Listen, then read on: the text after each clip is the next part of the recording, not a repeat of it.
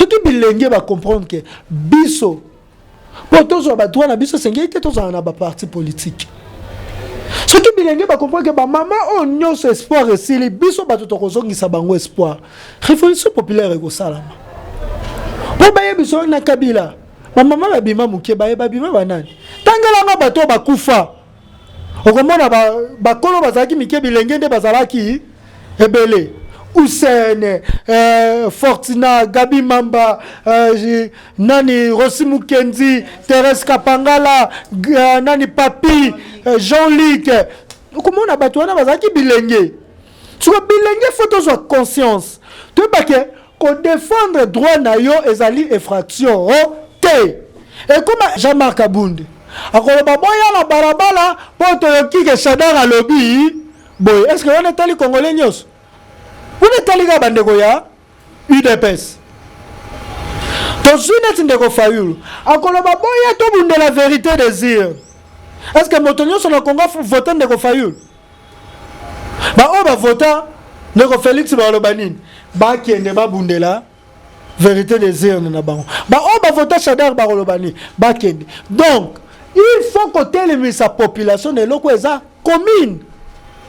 Na Soudan batelema ki po lipa wana tango mataki ekipa ki motote ekipa ki longité lipa mati po na moto nyoso omoni James c'était la mbongo ebele James Tshisekedi ngaye mama Denise akopesa $15,000 na matanga Daditi Kambala akotala te Lobby a pensé à Tepona, Nini. Le loi a commis lui-même parce qu'il est passé à la télévision. D'ailleurs, nous sommes partis dans la Kanyaka. Ça n'engage que toi, Zakari Bababas. Nous sommes balés. Ça n'engage Trésor King Bukele et Zakari Bababas. Et Batu Nyoso Bayoka qui a repris Batu Bayoka qui a monté non, prendre Bango, c'est un businessman. Le loi y est que ça business n'est pas un déco. Félix Tshisekedi.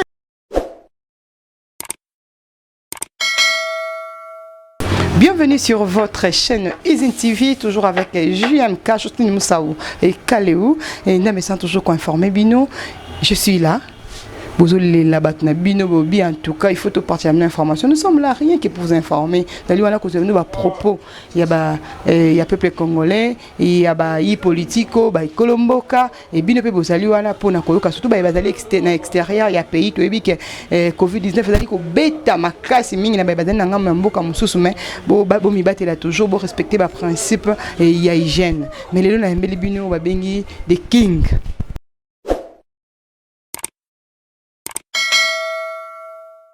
À qui on dit et bonjour Trésor. Yenge Matondo Ingita, le Sako, Nabana Mama Congo. Le patriotisme, c'est aussi savoir défendre sa culture. Beaucoup qu'on a aussi défendre nos patriotes. En biso ba Kolo Congo, biso bana Congo, tunzima ko défendre ma belle au tunzima yango lokola héritage na biso.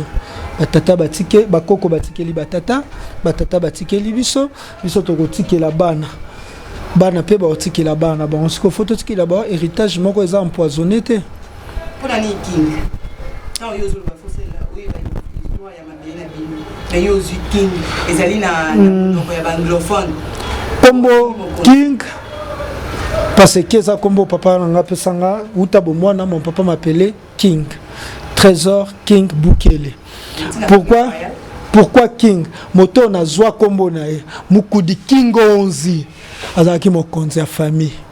Bon o azando ina ngai o ya botami na sima ya bana basi misatu ngape na botami na sima ba basi misatu. Donc ndenge ya botama ndenge ngape na botamaka. Mukudi King Onzi. Ya banda ko kata King. Ndato papa na ngapa pesinga kombo o ezaki kombo ya chef de famille. Akatsepe kara King sigonga za posa za chef de famille tozaka na posa ya ozala bakonzi ya mibeko bakonzi ya mboko Congo ba défenseur ya Congo non ya batu ba fanatique te parce que toza débatu lelo kombe baby nous avons des combattants ya ba famille bato o ba ko défendre kaka ba famille nous avons des combattants ya ba parti politique bateau ba ko défendre kaka ba parti politique toza ba combattant ya bakonzi ba oyo ba ko défendre kaka bakonzi toza ba combattant to ba résistant ya mboka Congo na ba combattant ya famille boko yeba bizaleli ya ba combattant ya famille ndeni okomona moto moko abotama na famille Bukele metango aleki na tele akomi komi benga ngai ndeko ya famille boye ngai moto ya famille neti boye ngai aleki na tele na lobi ngai mwana suka ya famille Fayulu ngai mwana suka ya famille Diongo ngai mwana suka ya famille Mwamba donc akomi ko défendre famille oyo eza ya yete or nzamba yebi pourquoi apesa biso ba famille to senga yete le Dieu d'amour nzambe ya bolingo atikela biso libre choix na mokili mais za biloko muso liberté ne ezala te imposer biso ngo parce que toza na mission ko accomplir eza ba famille na biso o ngai na koki ko défendre famille mususu makasi te likolo ya famille na ngai parce que j'ai une mission ya ko accomplir na famille Bukele donc na kokoza combattre ya famille te ni ya donc na bimi boy papa Jim Bukele Manata Bukele ba papa nanga tout ba Bukele tout to ba Bukele tout ba desbouk ba descendant Bukele ba bitala Bukele yewana deuxièmement nakoki koza isupe défenseur ya moto te po moto akoleka memboko yo sa nini ekotikala tango na ko fanda na ko mona Léopold II wazwaka mboka ona loboko na ye aleka Congo etikalaki ekomi étant indépendance du Congo elongo na Congo belge to baboto leo na Léopold II namoni roi Baudouin koleka namoni Kasavubu koleka namoni Patrice Emery Lumumba koleka namoni Mobutu wa mibenga ka seko wazabanga kukuwendo kokundama na Maroc éternité ne eke na Maroc namoni Musée Laurent Désiré Kabila oya boma éternité ya Mobutu ye pas penser ka éternité neza na moi anemuke akei namoni Kabila oya manefu malgré azolinga te kokende mais na komona ye déjà kokende ndeko trésor king yebi to ko ba musika tozali wana bobi kazali ya pona biso amebi biso basango ya malamu basango ya bien je pars à dire bonjour et à Sarah Katika en direct de Londres pour oublier Naomi Katikano ici kozali et tata ya bana OK la tata de Franel j'ai pas oublié Nikombaya Tete Mujinga Fidel Kazadi et Sika Bozali abonnez-vous massivement tozali wana ndeko trésor king tozali toujours kokoba ndeko trésor sango nini malamu mimi biso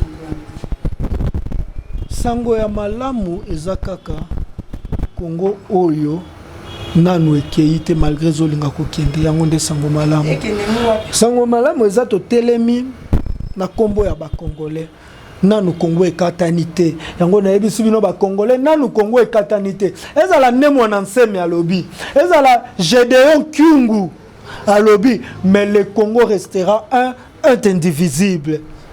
Pourtant ba koko na biso. Po bato ba mitu na balobi ke no mundele moto akabola bamboka. Mondele ya mboka kabola bamboka ati okuta ba culture moko eza ndenge moko. Bato moko bayokanaka. So ake koto kuna na koto kuna bayokanaka te. Abina zo bato bayokanaka nyoso na tsa bango lisanga na benga ngo colonie na ngai. Ngesiko na ko coloniser. Kuna peto zo mboko osika batu bako yokana lisanga. C'est que mondele wala c'était pas un hasard. Tango mondele aye akuti empire Luba, akuti empire Congo, bakuti empire nino ya Yaka, bakuti ba empire wana tout bazaki na boyokani. Liboso ya Léopold II basangana ki lokwa moto moko nde tokoma ki Congo oyo. Congo ekokabwana te. Nemo na nsemi. Soka ko luka kokabola Congo te na likambu te akobunda pona balkanisation ya Congo. On ne peut pas, nous le jeune, on ne peut pas encourager quelqu'un à akobunda pona lobakeno ngai nakokoma mokonzi ya République fédérale du Congo. Et République fédérale du Congo nga lobi bandundu ba Congo Kinshasa. Félix Solingo ke mokonzi koma na Kasai. Yo kondima ngo biso to bunda kapo Congo etikala un est indivisible. Tango kyungu bakatakatanga baye babito ko bunda pona l'indépendance ya Katanga. Donc Katanga elongwa na mboka na nga Congo ti. Menga na obite ezala kyungu, ezala nemo na nseme, ezala Kabila, ezala ba Rwandais Paul Kagame, ezala ba disciple na bango baza na Congo. Bato ba ko encourager bango. Oko bandeko Félix Tshisekedi Congo na biso ko tikalaka ko kabwanaka te. Soki nemo na nsemi ya solo azana komba na biso eloko faza asenga ayen apesi biso biloko ya bokoko ko sala ke masase simba bilengete to pesi bilenge to zana ngo to libérer nde Congo mobimba. Boko libérer mona maboko ya nani parce que ta boko loba apesa bino masase ko mabilengete boko libérer mona maboko ya nani esi akangi yango Congo o bino bozo Congo indépendance ou 1960 ti le bino boko dépendre boko réclamer indépendance boko réclamer indépendance c'est pas nani 1921 Papa Mvuluzi Kimbangu alaka biso kimpwanza mibale po kimpwanza mibale simba esengeli tozala na kintwadi tozala na bomoko Congolais azana bo moko balongoli bomoko wana ya Congo po kimpwanza mibale ya te bato balongoli bomoko wana ya Congo il faut to longola Congo na maboko na bango baza banani yango na kokende na 2001 avant 2001 na 96 mouvement moko na est ya mboka Congo na monsieur moko awuti wa boko zaki Mzee Laurent Désiré Kabila wa kia ko utani na Museveni na Kagame bo baya babengana mwana mboko azaki na kiti na ye ozaki Mobutu ba étranger basali accord ozaki ke kita ya Congo il faut kabwana équitablement na Rwanda na Uganda problème ebandi wana ti baye Kabila moni na lingaki na teka mboka abengani bango baye ko bakei ba provoquer liwa ya Kabila c'est même Rwandais et après bateli biso Kabila o ya mwana tango bateli biso Kabila ya mwana bato o lobby biso Kabila lobaki quand je dis au Rwandais retourner tout le monde qui ba tout yango lokola ba Moïse Nyarugabu on peut pas mâcher les mots na rébellion salamaka na est il y avait des Moïse Nyarugabu il y avait des Alexis Tambo Mwamba il y avait des Rouberwa tous ces gens là Kabila a memeli biso bango lisu wapi na capitale afandise libiso bango esika tokei na boumbu baye kosala constitution oyo ezalaki na nzoto ya Kabila o soki bako violer yango ezala na mesure ya nzoto na bango bayoka ngo monene te constitution wana soki azalaka mwasi makomi na problème ya mabota po kimbuta zoye a violer ye na ndenge na ye Alexis Tambo nani la communication au nani l'homme au mensonge facile la mère Mbende a violé na ndenge na ye Kabila pa azui le roi basala ki na mesure nzoto Kabila po tango akokota éthique espace te tango akokota na constitution éthique espace te ba imposer biso constitution autovote na 2006 par oui ou non sans koyeba nini oyo komamaka réellement la kati ya nini la constitution yo za ke elenge na tango wana na ndimite ke ovotaka mais soko tuni baye ba votaka otuni bango ba bisaka bino ka bo voter oui wana ba votaki pona nini est-ce que sengela kate ya moto ke ko voter oui na non to luka nanu to yeba nini makomami neloko wana to yeba te pendant le temps Kabila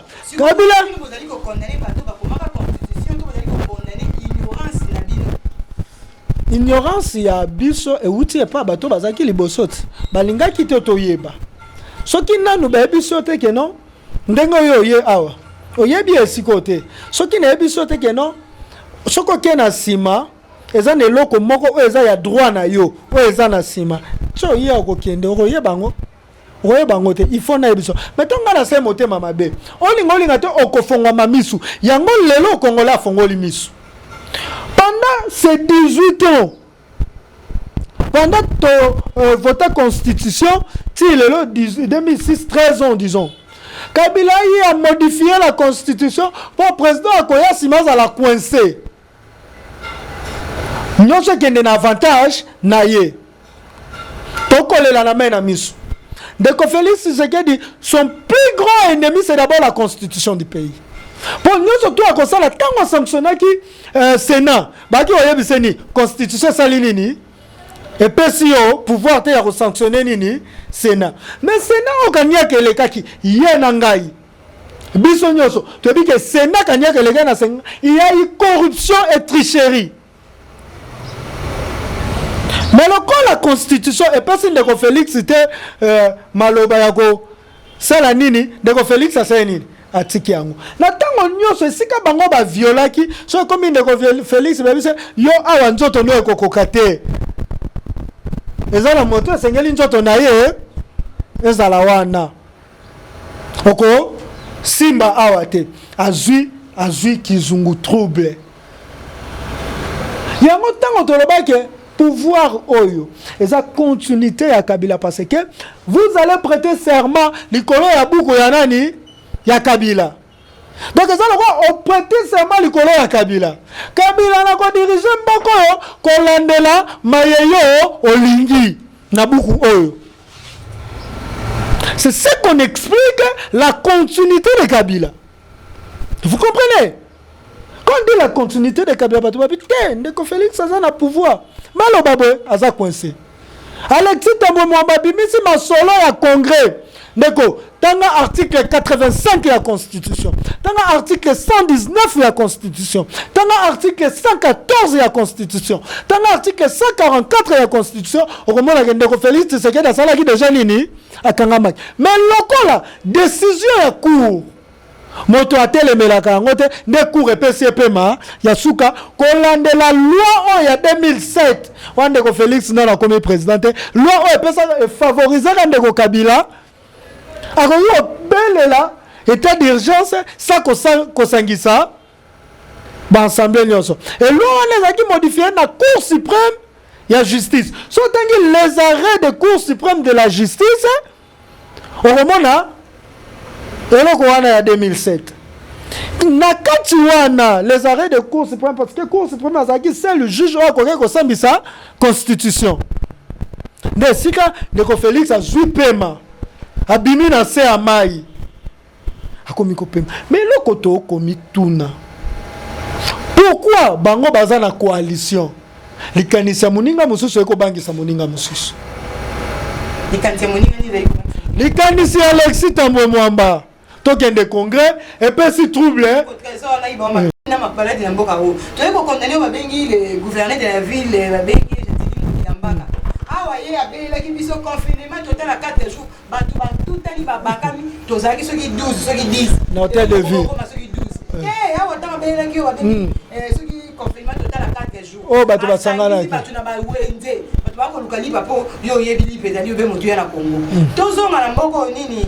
tonga yeko bela bato wake confinement za kokota na Gombe asangise tuluku ya batu te na hôtel de ville yoko batu ko sangana mais bino obi yoko na vise na mboka ho bongo pesa na peuple congolais raison parce que bovanda lisusu Ndeko Alexis Tambwe Mwamba on a quoi défendre Ndeko Alexis Tambwe Mwamba tengala ko défendre te toko défendre Congo ah ko sangise des chambres ba iboni ndeko tokende ba mesure ya OMS ezaki répété et pas ya Ndeko Félix Tshisekedi ngai na yo toza mosika te toza na mboko Congo oleka limité na 10e rite parlement debout et ça la makana 10e rite baza plus de combien de personnes ba mesure wana yo koleka kana 10e rite okomona ka parlement wana mikolo nyonso ba ko sangana baza combien pour les malades de réalité intérêt ni ya peuple congolais ali na parlement debout wana mais ce que c'est quand intérêt ya peuple congolais ali bobito sangisa te mais parlement debout bango baza na république délimitée Ndeko mibeko etikala ka mibeko moto a likolo ya mibeko azali te Ce qui est solo, esengeli to condamner ndeko Alexis Tambo Mwamba, c'est que esengeli pas to condamner bato ba ko sala parlement debout. Nikolo Nyonso. Pour on a koloba na ko inventé te. Ozana 10e ri. Le loso ke na caméra ba bito lingi sous caméra te. To sangane belé sans caméra sa nini? Ala kisa. Mais Jean-Marc Kabunda zawana. Bato ya IDPS bazawana. Ekopé ça. Mais ouais, bino to bossa, t'es pas combien sur Alexis Tambo Mwamba. To kotala mon solo. Je vais d'abord un peu to la pour mon solo. Mon solo né ya ko buni biso. Ensemble na soto na problème aussi c'est non qui a abandonné beti biso. D'abord ba malade ba ine sikate, ba hôpital comme malade des alités, mais bino ko me biso na li solo ya 7 millions. Ah ndé ko trésor. Tout son appel ici c'est pas yo. Bon, tozonga. D'accord. Tozonga pe na kokote la Alexis Tambo Mwamba te. Toko la kisaka befe, to crucifier moto moko te. Toza na problème à mosolo. Jean-Marc Kabunda ko yebisa biso bandako akosomba mosolo akozwa wapi? Toza na problème à mosolo. Augustin Kabuya ko yebisa biso mosolo akozwa wapi? Député on va suspendre na UDPS. Pour alobi na 100 jours, Jean-Marc Kabunda zawana, Augustin Kabuya pe azawana. Ba nouveau riche. Tout ce qui a été un problème ya mosolo. Na moto a 7 millions na moi. Na moto ko yiba na butu. Nani moto mabe. Pour il y a 7 millions de télémeli en route. Et c'est nini et mais ya butu to télémeli en sika nini na lobite boke bo télémeli to télémeli en. Biso. To lingi makabutu e koma ya moi. Comment Augustin Kabuya akoyebisa nani Jean-Marc Kabunda akoyebisa bato ya IDPS bon commenter makambo ya Vital Kamerhe te. Toko kende. Toko comprendre que bako zoba ba congolais. Peut-être ko pesa solution pour nini bako sala ba zoba ba congolais te. 100 jours au biso to belelaka que eye pona enrichir bato ya régime Tshisekedi. Bino bobenga biso bato mitema mabete. Bato ya likundu. Ya motema mpasi konyonga.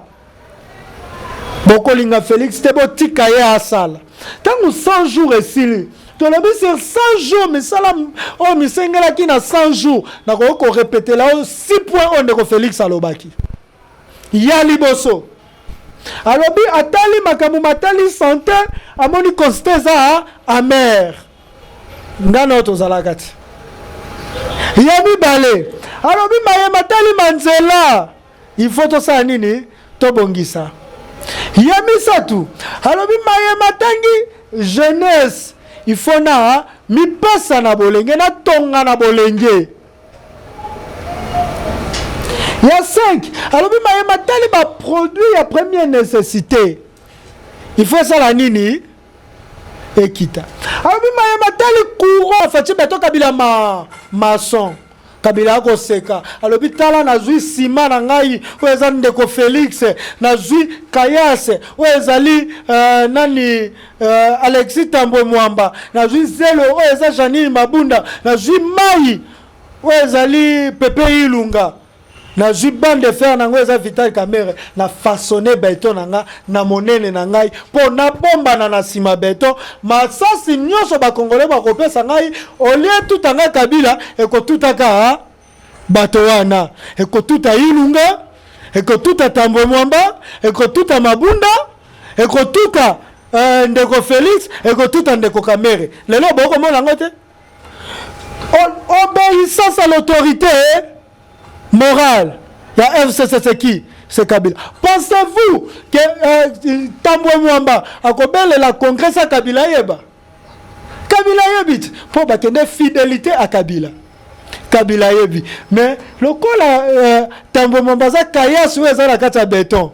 Tango boko tanga Tambo Mwamba eko suka wapi na béton. Eko koma na nani te na ndeko Kabila te. Tango balobi bayibi mbongo. Tala jeba sala kindeko Félix. Bango moko bafandaki wana présidence ba yebi ndeni bambongo sala nini ebimaka. Pendant qu'ils étaient au pouvoir, ils ont volé la marque et tout. Babi ndenge to bimi pouvoir boy. Total asiko bango pe bako yiba to bako yiba te. Tango bako yiba to sala nini to sopa bango. Yango komona et pesa ki mbaimba ina rétro commission au tilelo ndeko Félix moto aliboso fakanga parce qu'il a défendu les anti-valeurs pour dire que rétro commission na mboka mosusu eza lokolo lobi viol na mboka mosusu eza ka infraction mais biso na Congo viol te négocier kana biso yango oui eza la famille et négocier à viol mais est-ce que to bien ça valeur yango komona Romain na beach bazui valeur ce que ça gagne baby so c'est la rétro-commission valorisée par les directeurs bien président les pacificateurs batana nous batcha 15 millions te pour ça batana dossier 15 millions to kanga moto à défendre qui rétro-commission dossier 15 millions na quotidien ndeko mais ma côté ça na ka ba dossier ba so de moutons ya Rao Bank OVD mais ceux qui les batcha 15 millions wana muto kotanga kutu kombo ndeko Félix te to kozomba ba vidéo osala ki na TV5 pona lo ba ke rétro commission pa na biso ezali mabete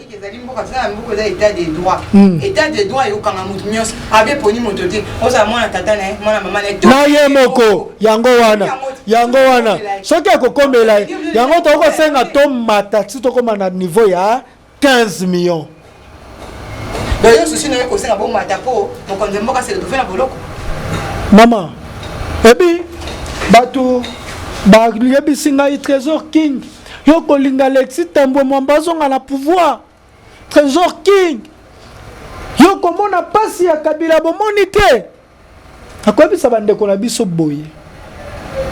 Boye ba été article 64 balobi que peuple faut tellement pour na bato nyonso pour individu to groupe nyonso ko linga ko pouvoir pas force. Comme article 33, bah, ceux qui menacent les alliés congolais, nous avons droit à redéfendre Mboka Congo. Toye na malembe. Les lots, c'est une révolution populaire. Pour Mboka Congo, échanger, bamiyi binyoso, bakangama. Pour il y a solo révolution populaire et salama. Congolais nous a téléma, bamiyi binyoso Mboka Congo. Pour atteindre ba fanatique au bako côté l'andeko Félix, babi que 2 ans autour que toro sala boye. Wana moto kotangi sona kela sa zate atela ngo examen o nana kozwa te moto abi ke dollar bande fana na 17000 et comme aka ezaki 17000 17500 tije musuto ko la mukasi 18000 moto abi ke kopo madesu et comme na 2500 je famille et ko liaka ba kopo madesu misatu déjà $5 et kewapi tena na kopa madesu sako compter fufu okomona lobby wenze koma banda ko sama na $5 lelo wenze na banda ko koma sama na ba $10 ou plus pour ce que zika madesu wana tche ndeka to lingaka mwa mabumu na kata madesu pour madesu koma ka to so ata poussière makayabu wana to lia tala kongola komi ko lia o ba ko benga bikobos na ebite so kenda déjà ko mona ngona Pascal na mona yango na leli bikobos wana eza nini ndeko biloko ba mama bandako kata na soso etelemaka likolo ya sima soso bakati babwaki basaleli yango carton ya biloko wana bakoteka tangu toko liango est-ce que tango okende na wenze babite muto yide pese ko somba bikobos te ou bien pona bato yide pese madeso za ko kita pona bato ba resistance madeso za ko mata on a mabiso nyoso. Si on fait même mabiso na révolution populaire pour souffrir ici là. Moku na ye awa. Habiba wande bazonga la bo. Omoni batayi de pesi basaya nini. Ba miyibi nyoso batayi de pesi babeti baboko. Mais toko koka kosangana te po nini. Ya liboso.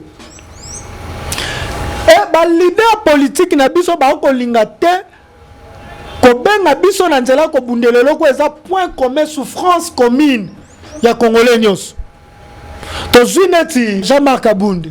Akoloba boya na barabara poto yokike Shadara lobby. Boy, est-ce que on est allé Congolais nyos? On est allé ga bandeko ya UDPS. Tozuneti ndeko Fayulu. Akoloba boya to bunde la vérité désir. Est-ce que motonyo sur le Congo voter ndeko Fayulu? Ba o ba voter ndeko Félix ba lobanine. Ba kiende ba bundela vérité des urnes na bango voter Chadar Barolobani bakende. Donc il faut que sa population de loko eza commune na Soudan batelemaki po lipa wana tango mataki ekipaki moto te ekipaki elongité lipa mati po na moto nyonso. Lelo yo soki ba leader politique na biso babi to telema to bunda po na garantie to telema to bunda po na loi oyo lobi bato oyo bauti libanda l'étranger bakoki ko teka biloko en gros te fo bateka et en détail te fo bateka en gros tango bako teka bongo commerce ko bebaka ya bato alamuka to ko bebaka ya bato FCC to ya UDPS to ya cash e ko beba ya bato nyonso congolais nyonso aza inclus lelo tala ba venu to comme ba wenze il bako violer article 62 nous dit ni t'es censé ignorer la loi. On sentit l'article ko bima to comme ça ngolo ko Bible o comme on solo lo ko ba témoin de Jéhovah to ko le bato ko tanga verset biblique to ko le bato ko le ba makambo komami na yango defendre sibiso siko yebisa pe bande kwa UDPS to lo baka to ko zonga na mibeko pour pas comprendre mambi esike zali mais bango ba ko welela ko bimisa peuple na mayetali bango yango peuple kolonga te soki Alexis Tambo Mwamba azongi na pouvoir congolais nyonso à côté lema on sika combien ko zonga lengi toko kipa lisuta muta ida pesa za wapi mutalamuka za wapi société civile za wapi mouvement citoyen za wapi ata yo journaliste ça nini okobima zwa yebo maye article 64 to linga te ça nini il faut moto okoza na pouvoir batu balinga ye te ndenge mona Kabila to Kabila zaki na pouvoir batu balinga ke te bon moni maye to sala la mboka Congo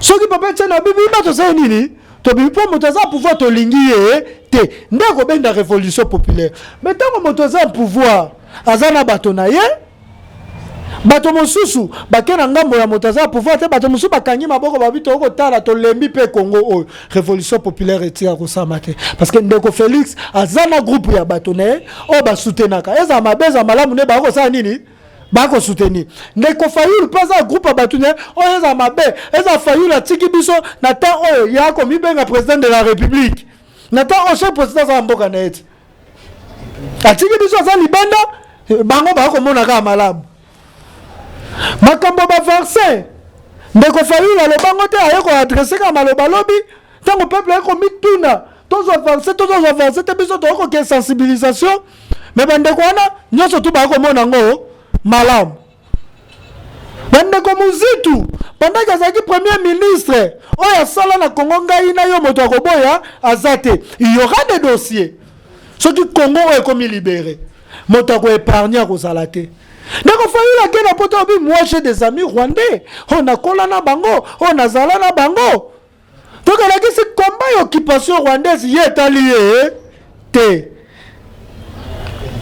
Troisième eloko esengeli bilenge ba comprendre que bazali na motuya koleka ba parti politique esengeli bilenge surtout bilenge va comprendre que biso pour tous on va droit na biso sengeli te tous on a ba parti politique surtout bilenge va comprendre que ba maman on nyonso espoir esili biso ba to kozongisa bango espoir révolution populaire ego salama po ba biso na Kabila ba maman ba bima muke ba bima banani tangala nga bato ba kufa okomona ba kolo bazaki mike bilenge nde bazalaki ebele Ousene, Fortina, Gabi Mamba, Nani Rossi Mukenzi, Thérèse Kapangala, Nani Papi, Jean-Luc. Comment on a battu on a bazaki bilenge. Tu vois bilenge faut que soit conscience. Tu vois que qu'on défendre droit na yo ezali infraction te. Et comme infraction ce qui au sali yango na mabe. Mais le quoi babé ni est censé ignorer la loi. Tant que bango ba ko ignorer que faut pas pesa biso eau potable on décotisé que biso biso na 100 jours na ye si les autres aura eau potable été tela ba tu as régi des eaux lilo tiliki on décotisé que dans le 100 jours na ti les autres mona te makambolo tiliki yango obapito alors ba ki constat ya santé ça amer na sepela na France français wana Le constat est amer. Donc bien quelle moto malamu a compris que moto on y a s'excéder moto on y a le baki que il faut avoir expérience na ye expertise na ye alors baki ngomot expérience ya Kabila to ça na posa na ye pona oyo ya yebi ayeba ke amer wana eza Kabila donc le constat est Kabila. Au vocabulaire Moussou Yamabe, il faut remplacer les pompes par le nom des bateaux et Kokisami. Pour dire que le constat est amer, remplace directement pour dire que le constat est Kabila. Pour parler de détournement, remplace directement pour dire que ils ont camérélisé la caisse de l'État.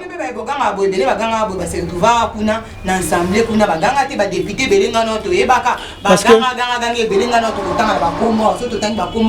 oui bien eloko eko bomani ngala kotanga kombo Daniel Safaza kulutu nanga matete ton ebisa ke kulutu ngai baboti nanga bazaba na baumbu na matete baza mwana malandi petit na biso Sarkozy uti ko kufa na matete kulutu Daniel Safu atindi kanyaka Safu toto bise vie supu ya ndakala et comme ils ont moto mbebo kaka kolenga lenga to linga ko loba vérité et kangaka vérité pour supu wana sukaka et yango za anti vérité de lo Daniel Safu komba na yeza lisunde za kilobité bato bakomi ko baye komba na na ko biso siko pourquoi Zakari Bababa c'est l'homme de Ngondo. Il a ngondotisé les gens pendant qu'il était en dehors du parlement. Ngondo a koti Ngondo sa nini esili azwa makofi na kingakati ye moko alobango bisote toye nani lisusu Christelle Vwanga tanga zaki libanda Christelle ba pese na commission ya droit de l'homme na commission ya droit de l'homme on a kutana na mutune na makala toto la na makambo Mike Mukebai na biso botika kokosa ka bato bolia kanyaka ndenge bokolia botika kokosa ka bato to Vwanga za wapi Vwanga komi na bote komi na loposo sembe lokola moto awuti en direct ya kosala bendile kala mwana wana Christelle nde akopesa beauté nde akopesa elengi bazali ebele soki natangi ka wana mais siko yebi nini ekosala babongo na bongo parce qu'ils sont décomplexés, ils sont faibles devant l'argent. Bazoé bate que l'avenir ya mboka Kongo ezali bango. Babenga ka biso poto ke ko soit $6,000. Batu nazwaka appel ya elenge moko parmi ba avocat ya ndeko na biso détournement.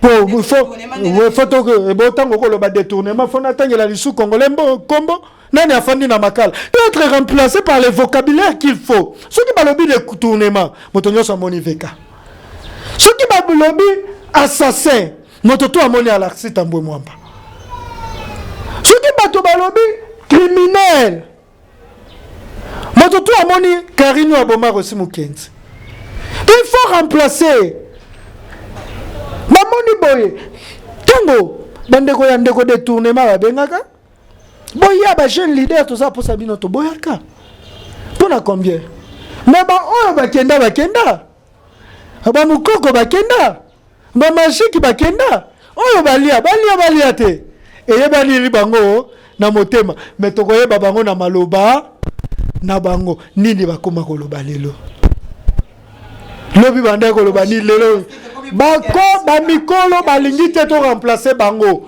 loko balingi te maloba eloko ko bomba nde maloba yango ndeko za classe le devant baba ni kwa maloba oyo toko ki mukina ko chiter parce que to comme presque na Zakaria za businessman toko chiter mukina parce que oboyango oboyi que Zakaria za ça n'engage que moi ça n'engage lui-même parce qu'il est passé à la télévision bi d'ailleurs dans une partie na ngakanyaka ça n'engage que toi Zakaria baba baso biso mi balé. Ça n'engage Trésor King Bukele et Zakari Baba Baswe et Batu Nyoso Bayoka qui ont pe Batu Bayoka qui ont non prendre bango c'est un businessman. Le loyer que ça business n'est pas de Félix Tshisekedi. Un peu moins dans les mois de minutes il était au moins les pacificateurs. Vital Kamere na boloko. Basengi liberté provisoire. Deux fois baboy. Deux fois baboy. Ah, vous avez que c'est une audience publique. Moi, analyse, non, juste la 2 minutes de sa caméra. Moi, je préfère bien l'audience publique. Parce que belé baroko ya attention. Pe audience yango ngana senga ki ezana martyr. Pour le roi balobi crise sanitaire, confinement, yoka proposition. Yango omoni na lobaka pe na zongelaka nyoka zanga makolo, mais keba leki banyame belé o bazana ba 4 pattes na mbangu. Bango bazana ba diplôme, batikela biso boania. Pour boania na diplôme, boania na intelligence c'est le monte. Bateli biso ngo na stade de martyr. Bango balobaki 1 mètre mais na martyr to regarde à 3 mètres et 3 mètres. Martyr écoute à combien de personnes?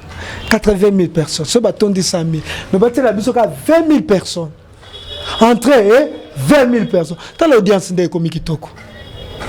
Banda kalande ko caméra ko senga média. Asengi ngo lelo. Obaki ngana za la posa ya média. Média ndeko sa nini? Wana babenga kango ba grimace, ako grimace bango. Akoloba nini? Bakosa ote na minute kopi pe zoleka. Kopi pe koleka soko tangi biso okofanda a. Kure ko kote la biso. Mais keba tanga ka.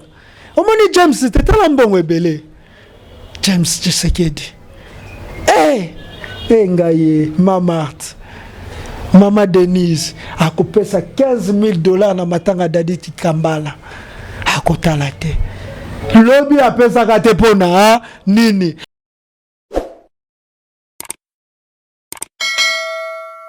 Matondo mingi na beba zela ki wana na réalité kinoise ba balanda ki biso na sima ya caméra ndeko na biso Shadrack et to pesi matondo mingi kande bozala ka tozana posa ba remarque na bino o tozana posa ba commentaire na bino na ba émission tozali wana pona ko accepter ba remarque na bino yango ndesaka ke musala ekola.